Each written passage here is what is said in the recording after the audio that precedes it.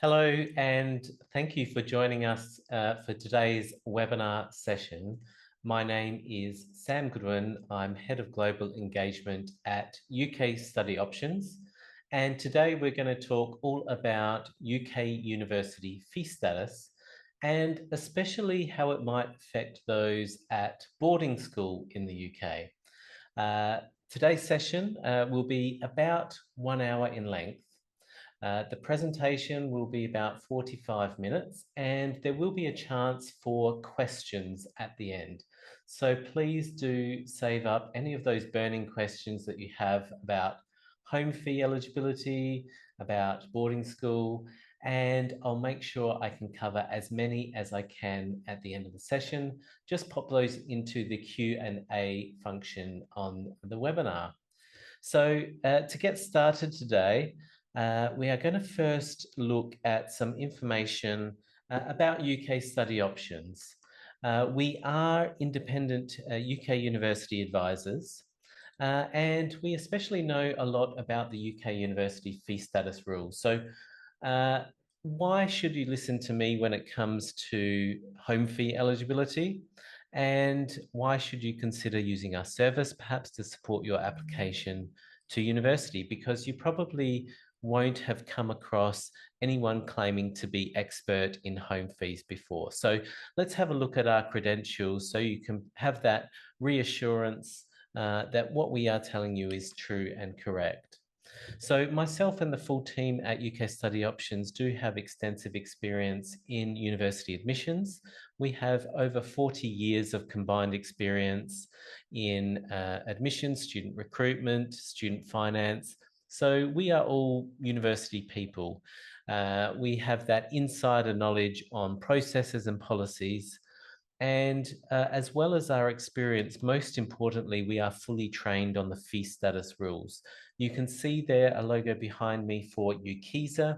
whcih are the UK Council for International Student Affairs, and they train all of the universities on how to assess fee status.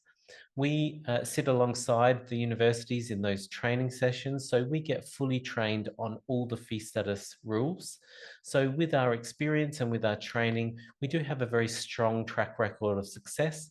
99% of families that we support in 2024 achieved a home decision with their application.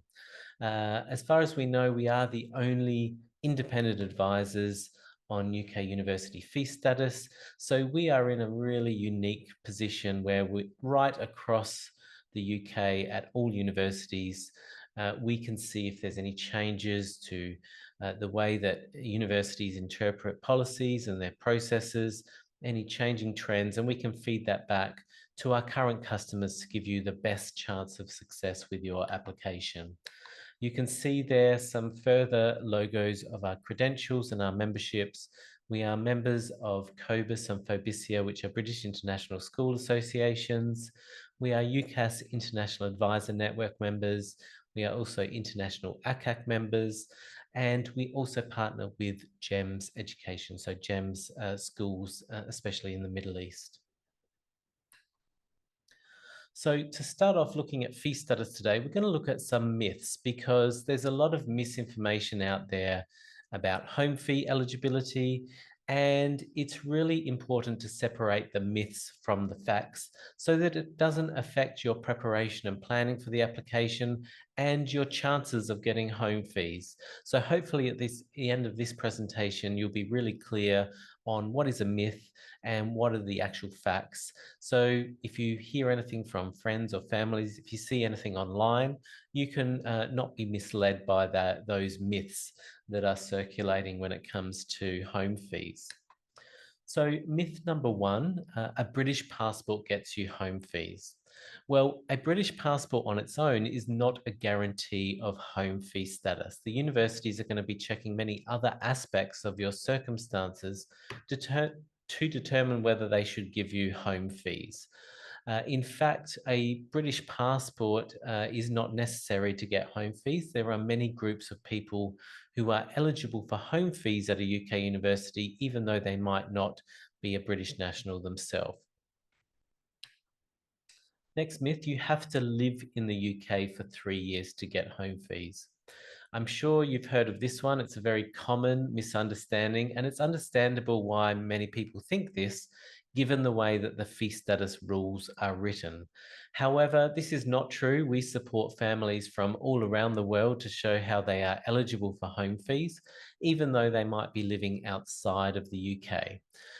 So the fee status rules actually refer to ordinary residents, and it is possible to be an ordinary resident of the UK, even though you might not live there on a day-to-day basis. So we'll go through that in detail during this session. Next myth. If you live in the UK for 3 years, you are guaranteed to get home fees. Well, after the last one, you would think this would be true, but actually, this is not correct either. And this is especially relevant to those in boarding school. And we're going to be talking a lot about this provision in the rules, so you really understand it and how it could affect your case. The fee status rules specifically exclude actual residence in the UK when the main purpose for that residence was for full-time education. So even if a child has been living and going to school in the UK for many years, it could be that this is not helpful to get home fees. So we're going to look at this in a lot more detail during the session. Our friends got home fees. We're in a similar situation to them, so we'll be fine. This is another common one I hear a lot, and you'd think this is a reasonable assumption to make, but it's not a safe assumption. Your fee status case is going to be very unique and going to be very different to any other person's eligibility for home fees. So it is really risky to make assumptions on your own chances of getting home fees based on what others have achieved.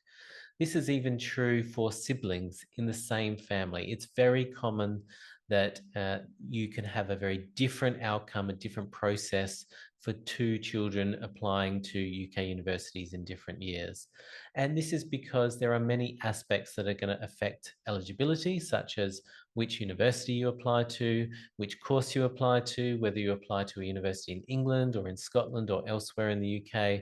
So all of these things, plus the individual personal circumstances, mean that you cannot get any indication of your own chances based on another application. And finally, the last myth, we don't have to worry about fee status until the UCAS application. Well, I'd really like to debunk this myth today. It's really crucial to prepare and plan early for the fee status and for your university application. Don't delay, don't leave it until the time you are applying to university, or even worse, when universities start asking you questions about your eligibility. It could be too late by then to be able to successfully present your case for home fees. Universities will be assessing your circumstances for that 3-year period before the start of the university course to see if they can give you home fees. So really important to think about that early, ideally before that period starts, so 3 or 4 years before the start of the university course. But what is fee status? What are the basics when it comes to tuition fees at UK universities? So all publicly funded universities in the UK need to distinguish between home fee paying and overseas fee paying students on their courses. And this is because for each home fee paying student on their course, they are able to claim public funding from the government that helps to subsidise the cost of delivering the course to those students.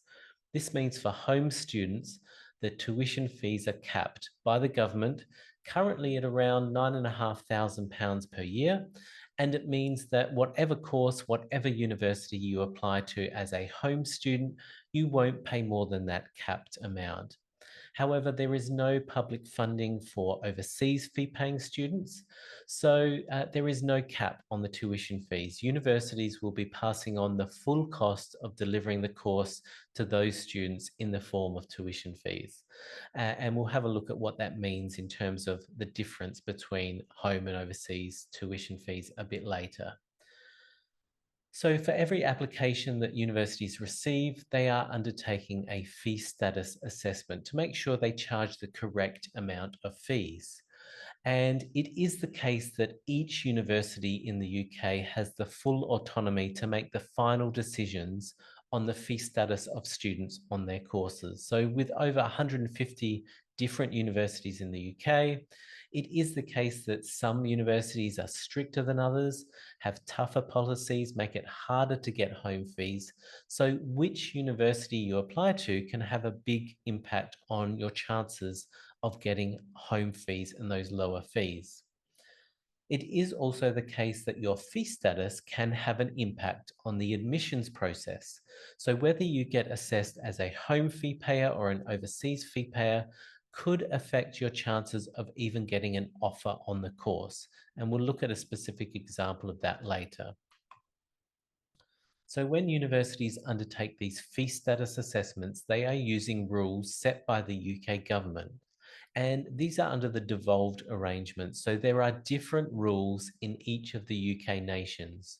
So England, Scotland, Northern Ireland, and Wales each have a separate fee status rules. And this is very much a complicating factor for those applying from outside of the UK or perhaps those that are at boarding school in the UK. Because if you apply to a university in England under the English rules, you could be eligible for home fees. But for instance, if you apply to a university in Scotland under the different rules in Scotland, you could be an overseas fee payer. So again, really crucial to look at your own individual eligibility based on the universities that you wish to apply to and what rules they will be following. The rules are often problematic. They are very complex, they are very technical, and there's a lot of grey area in the rules. So there's a lot of areas where universities need to make their own judgment, use their discretion, and especially for expatriate families or families where parents are living abroad, they are often considered to be on the borderline when it comes to whether or not you fit into a home fee category. So this means it can be very inconsistent and unpredictable. So when you apply to 5 different universities, it could be that some of those universities will decide that you are a home fee payer, and some of those universities will decide that you are an overseas fee payer. It's perfectly legitimate under the rules and under this process that 2 universities looking at exactly the same case could come to different outcomes. So this is why it's, again, really difficult for people to navigate this process and understand how best to prepare. So what happens if you don't get assessed as a home fee payer? Well, overseas fee paying students pay much higher tuition fees, anywhere between £36,000 and £423,000 in tuition fees for a UK degree. So this is obviously a huge range, and it just reflects the fact that each university is setting their own prices for overseas fee paying students. There's no cap. As well as these much higher tuition fees, overseas fee paying students are not eligible for student finance. So if you get assessed as an overseas fee paying student, you are not going to be able to get that student loan from the government to help with the cost of these much higher tuition fees and your living costs while you're studying your degree in the UK. You will need to think about how you are going to fund the cost of your study. But let's look at some illustrative examples now of the difference between a home fee payer and an overseas fee paying student on a UK degree. And this first example is a medical degree at an English university. So important to note here that we are in England under the specific rules that they have in England. And you can see here for tuition fees on the left-hand side, home fees are £9,535 per year. So this is the capped rate set by the government. So whatever course, whatever university you're applying to, whether it's sciences, laws, arts, humanities, even medicine, you're still paying that capped amount. But overseas tuition fees are much higher, up to £70,000 per year. Now, up to is important. There are medical degrees you can study in England where universities may charge you less than £70,000 per year. You might find a university with fees of £40,000, £50,000 per year. But the most expensive currently is at Cambridge University, where you'll pay £70,554 per year. Just a tip when applying to a medical degree, do check the duration of the course. Many medical degrees in England can be 5 years in length. At Cambridge, it's actually a 6-year course. So really important to understand how many years you are going to be paying those fees for. Student loan, you can see, is on a different basis as well. So for home students, yes, you can apply for a student loan to get that support with the costs of your study. I would point out that it is not guaranteed. It will be a separate application and a separate assessment made by Student Finance England or the relevant student loan company. So it is possible that even if the university charges you home fees, you may get rejected for a student loan.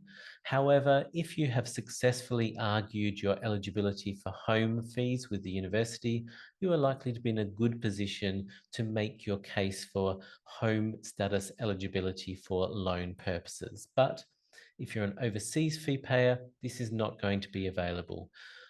Student finance, student loans are reserved for home fee paying students. And finally, if we look at the admission, this is also on a different basis. So for home students, it's competitive to get that place on the course. We know that medical degrees are oversubscribed, so it's tough to get an offer, but immediately it's different again if you are an overseas fee-paying student. Very competitive.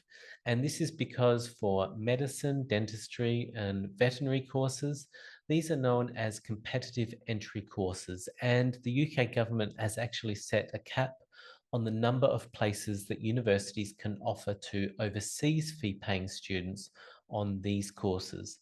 So if you get assessed as an overseas fee-paying student on one of those courses, you'll be competing for just 7% of places on the course. For many medical schools, this is single-digit numbers of places that can be reserved for overseas fee-paying students. So immediately your chances of getting an offer could be much lower. The grades, the entry requirements you need to meet to get one of these spaces could be much higher. So this is an example where your fee status could directly affect your chances of even getting an offer on the course. But if we look at a different example now, this is a business degree at a Scottish university. So we're now in Scotland under a different set of rules. And if we look at tuition fees, you can see on the left-hand side there that there is 2 levels of fees under the home column. Now in Scotland, they still have free tuition for Scottish home students. So if you are a Scottish student and applying to a Scottish university, the most that you will pay as a home fee payer is £1,820 per year. But in Scotland, they also have a middle rate of fees. It's called Rest of UK or RUK. And this is £9,535. So if you're from England, Wales, or Northern Ireland, you will pay the equivalent of home fees that you would pay in England or those other nations. But these are much lower than what you would pay as an overseas fee-paying student. So again, for overseas students, much higher, up to £32,000 per year. There are business degrees in Scotland you can study for less than that, but currently the most expensive is at St Andrews University. I would also have another tip here to check the duration of the course. In Scotland, some undergraduate degrees can be 4 years in length, so do check that. Really important not to get caught out for budgeting purposes for your tuition fees. The student loan is on the same basis as the previous example. They are available for home students, not guaranteed, but you can get that student finance to help support you while you're studying in the UK. They are not available to overseas students, only reserved for home students. And in this example, the admission is on the same basis. So in this example, it doesn't matter if you get assessed as a home fee payer or an overseas fee payer in terms of your chances of getting a place on the course. So not too competitive. Depending on which university in the UK, it's a little bit easier to get an offer than perhaps a medical degree. But let's look more closely at the fee status rules and what they actually say when it comes to home fee eligibility. I would point out here that there are many different categories of home fees. In England, there's over 25 different categories alone. So we are just looking at one category here, and this is the category that is most relevant for British and Irish expatriate families. So if you don't fit into this category, it could be that you are still eligible for home fees under a different category. So again, it's really important to look at your own circumstances and check your own eligibility. But this category is the one that is most relevant, and there are a few requirements that you have to meet here. So firstly, you must be settled in the UK when you start your university degree. Additionally, you must be ordinarily resident in the UK for that 3-year period before the course starts. Or if you're not ordinarily resident in the UK, you still get home fees if you can demonstrate that you are just temporarily absent from the UK for some specific temporary employment. So if we look at those key terms in more detail now, so settled, what does settled mean? It means both ordinarily resident and having no restriction on the length of stay in the UK. So we're going to look at ordinary residence next, but essentially this is an immigration requirement. So if you are a British national, if you are an Irish citizen, then you have no restriction on entering and staying in the UK as long as you like. But there are wider groups that can also meet this requirement. So if you have indefinite leave to remain in the UK, if you have right of abode in the UK, if you have settled status under the EU settlement scheme, then similarly, you have no restriction on your length of stay in the UK, and potentially you could show how you can be settled in the UK. I would point out here that the student themselves does not need to meet this requirement. So even if the student themselves is not a British national or does not have indefinite leave to remain, they can still tick this box and have a pathway to home fees if they have a relevant family member who meets this part of the requirements. So if they have a parent or a grandparent or a spouse who can show that they are settled, then they can still get home fees. But they and everyone else still need to meet this next requirement, which is the ordinary residence requirement. And this is the really tricky one because there is no definition of ordinary residence in the fee status rules. So this is an area where universities need to make their own judgment, use their discretion. Many universities will have their own specific policy on how they are going to assess ordinary residents.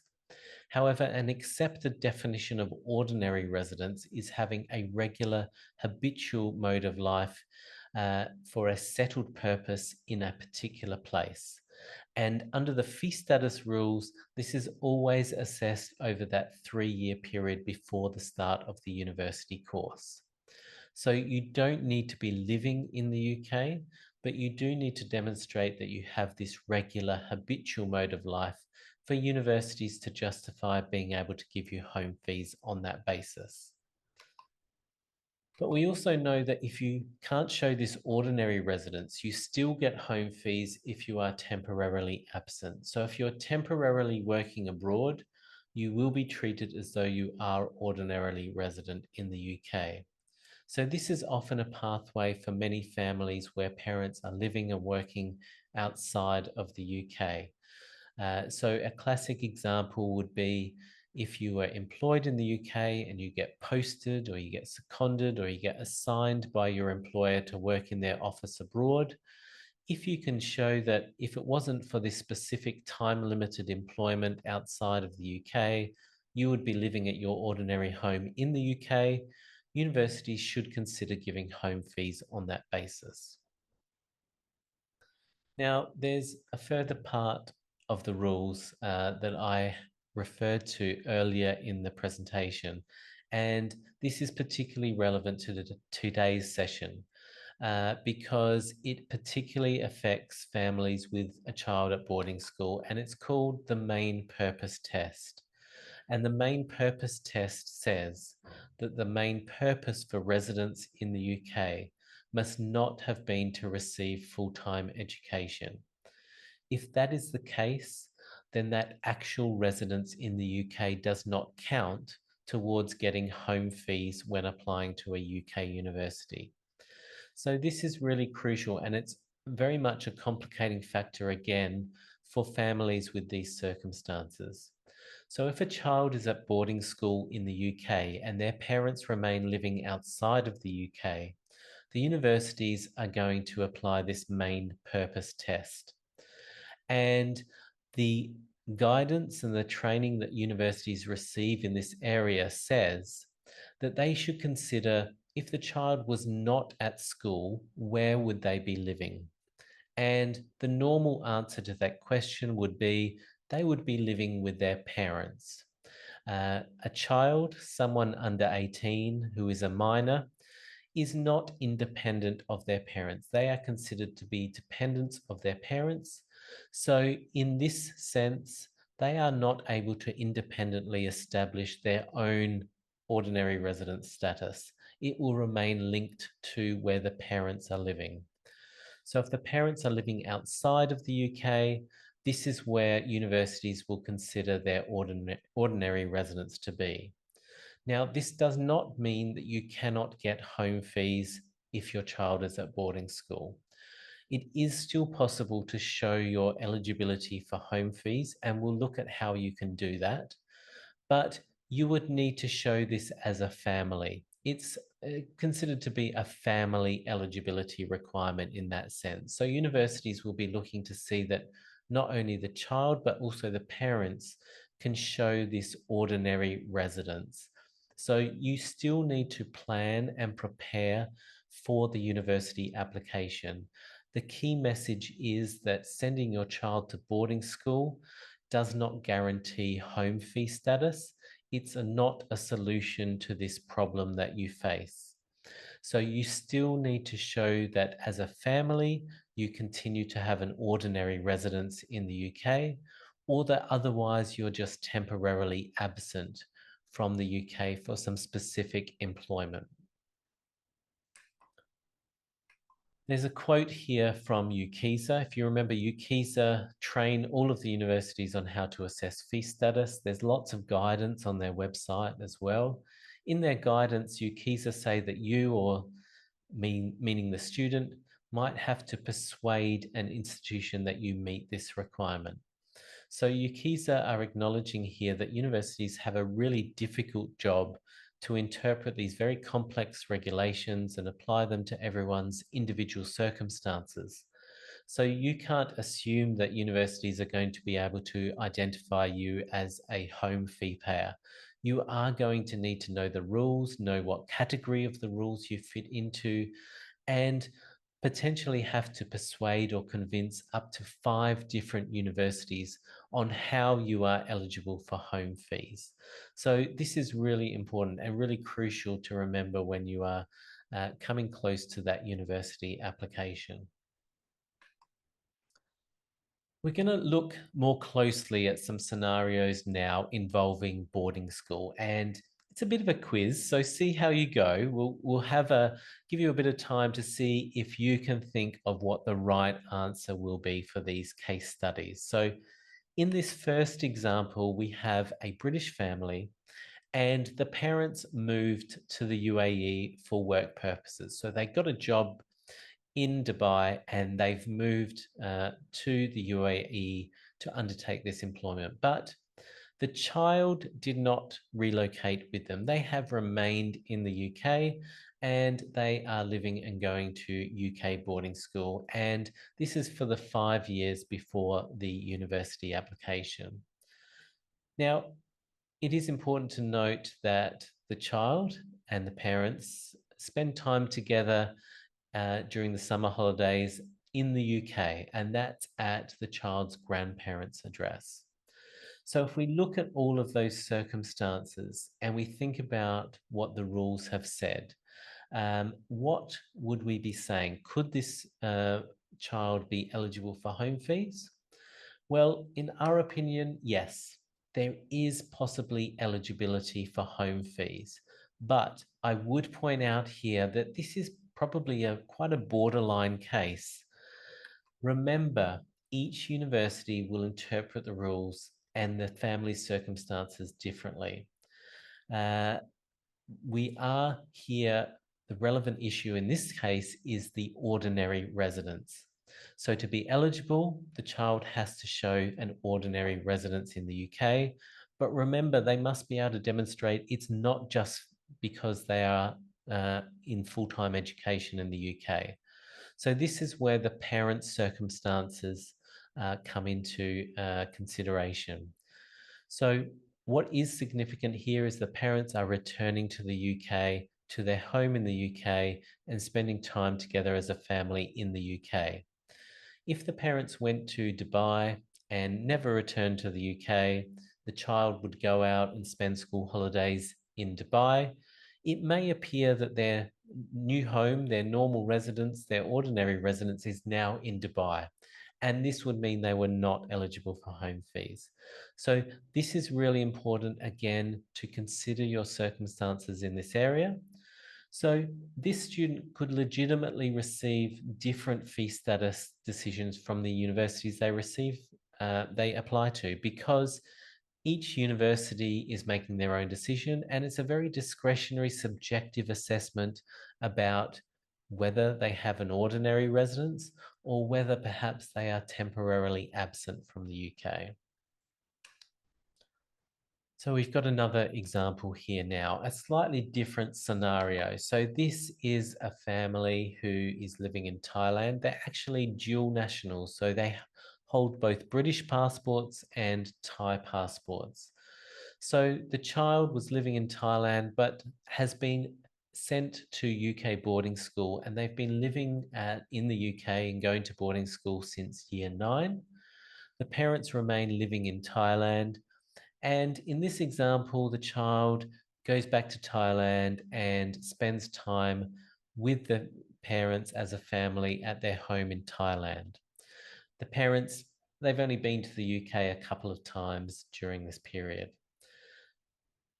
What do we think about their eligibility? And I think you might know the answer, not eligible. So in our assessment of this case, it's unlikely they would be eligible for home fees based on these circumstances. Remember, actual residence in the UK does not count towards getting home fees. So even though the child has been living permanently in the UK, going to school in the UK for many years, many more years than this 3-year period, it's mainly for the purpose of full-time education. The family, the parents cannot show this regular habitual life in the UK. They don't have that settled purpose in the UK for their residents. So it's likely the universities will assess that their residence in Thailand is their ordinary residence. And there's no indication here that it's a temporary absence from the UK. They've got a settled purpose for living in Thailand. So this case is probably a case where the child would be an overseas fee payer when they apply to university. Another example, this is a bit different because now we're talking about boarding school outside of the UK. So we've got a British family living in the UK, but the child has gone to boarding school in Switzerland since year 10. Parents are still living in the UK, they haven't moved, and the child returns to the UK to their family home for school holidays to spend time together as a family. So this one is eligible, and this is because The child and their residence in Switzerland is not for a settled purpose. They're living in Switzerland to go to school. It's for full-time education. So their ordinary home, their ordinary residence remains with their parents in the UK. So universities should consider the period of time outside of the UK to be a temporary absence. It doesn't break their overall ordinary residence in the UK. That's where the settled purpose for their life is. And so I would consider that this student would be a home fee payer. And we have one final example. This one's a little bit more complicated. Here we have an Indian family, and the child was sent to the UK to go to boarding school from year 8. And they've gone on their own and they hold a student visa to be at boarding school in the UK. Now, not long after the child started living and going to school in the UK, actually the parents relocated to the UK, and after 5 years, they received indefinite leave to remain in the UK. The whole family now has indefinite leave to remain. So that's significant because if you remember, that means the family now has potential to show this settled. To be settled in the UK, they have indefinite leave to remain. They have no restriction on their length of stay in the UK. And the child and the family have been living in the UK for over that 3-year period as well. So they have good claims to show that they have an ordinary residence in the UK. So this would be another case where they would be eligible. And it's important to note here that although the residence of the child was initially for the purposes of full-time education, that purpose has changed over time. So initially, the child was only in the UK to attend boarding school. The family was living elsewhere. Their settled home was outside of the UK.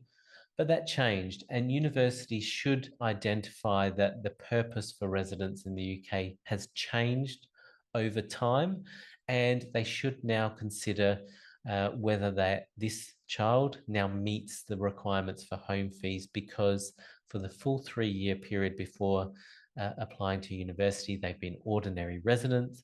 Not only that, but they've been ordinarily resident for a settled purpose. It's not just for full-time education.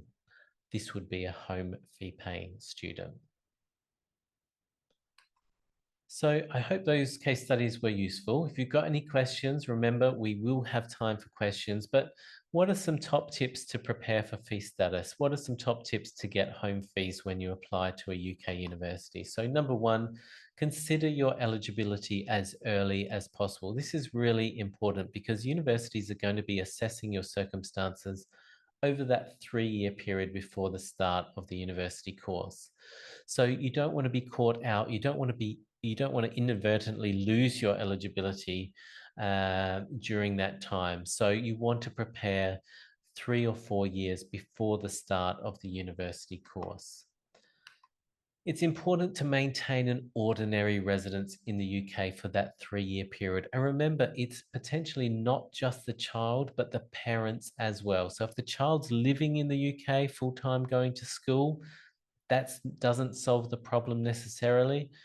It's the parents as well that might need to show and prove their eligibility in this respect. So what does that mean in practical terms? So you do need to have a UK home base address.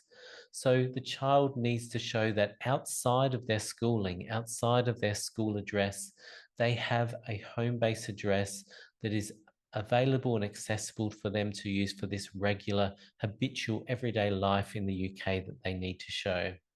Additionally, there should be regular travel back to the UK each year. If the child is in the UK, it would be the parents that need to demonstrate this to show that the family's ordinary residence remains in the UK. That's their normal home for a settled purpose. Again, you may want to make sure that you try and keep your absence from the UK as temporary as possible. So if you're living outside of the UK for employment, if you have a fixed term contract, maybe you've been seconded, maybe your employment is project-based or otherwise time limited. These could be useful, helpful things for you to present to the universities for your case for home fee status.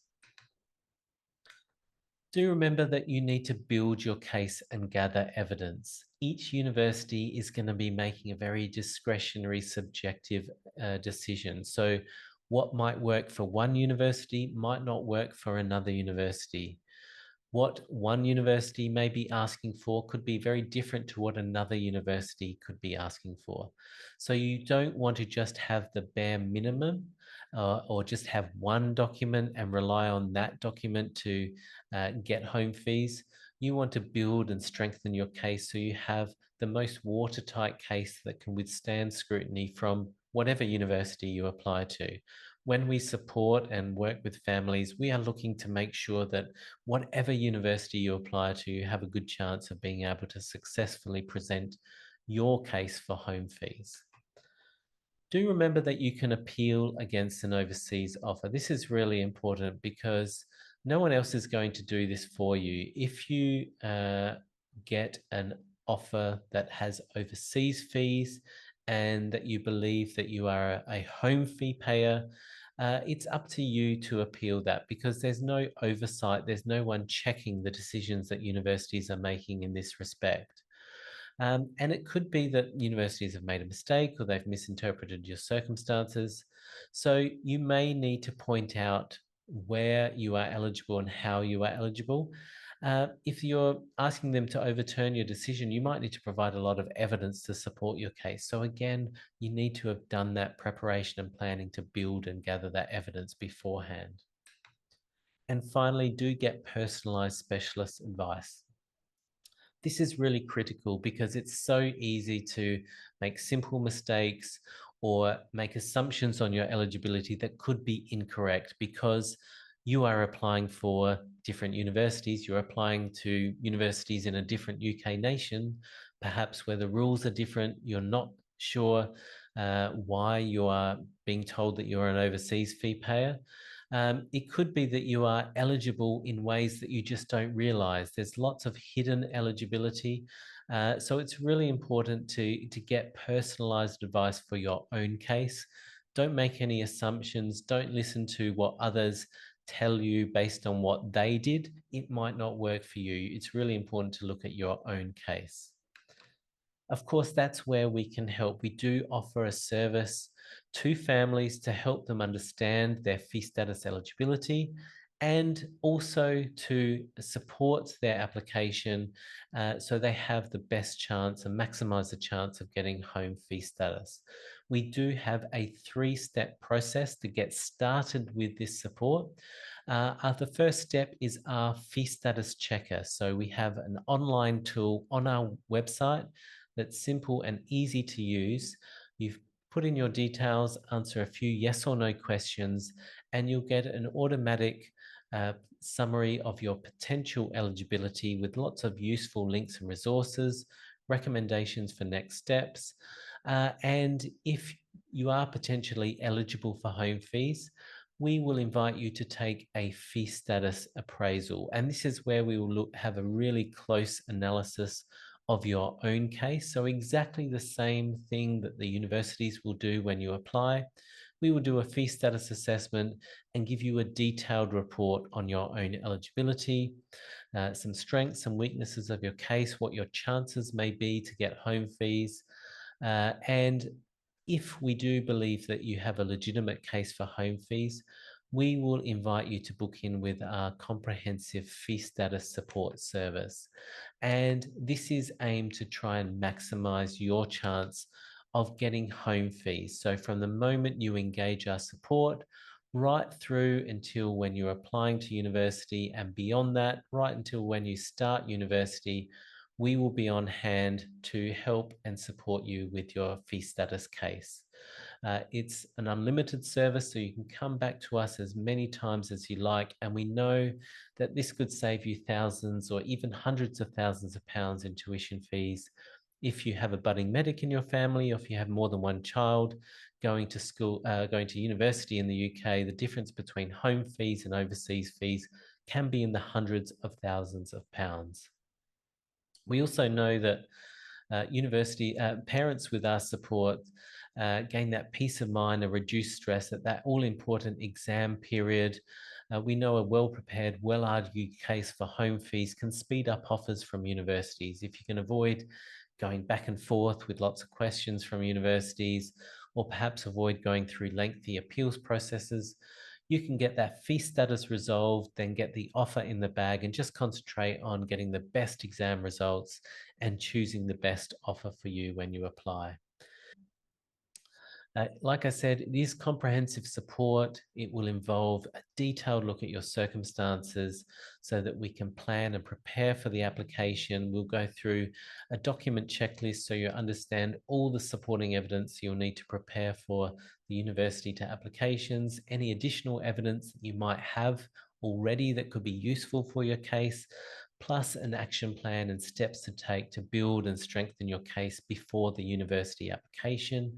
You'll also benefit from our insight and our expertise with all of the different universities in the UK, so you know what to so you can be fully prepared for the universities that you wish to apply to, and even perhaps might help shape that final list of 5 university choices.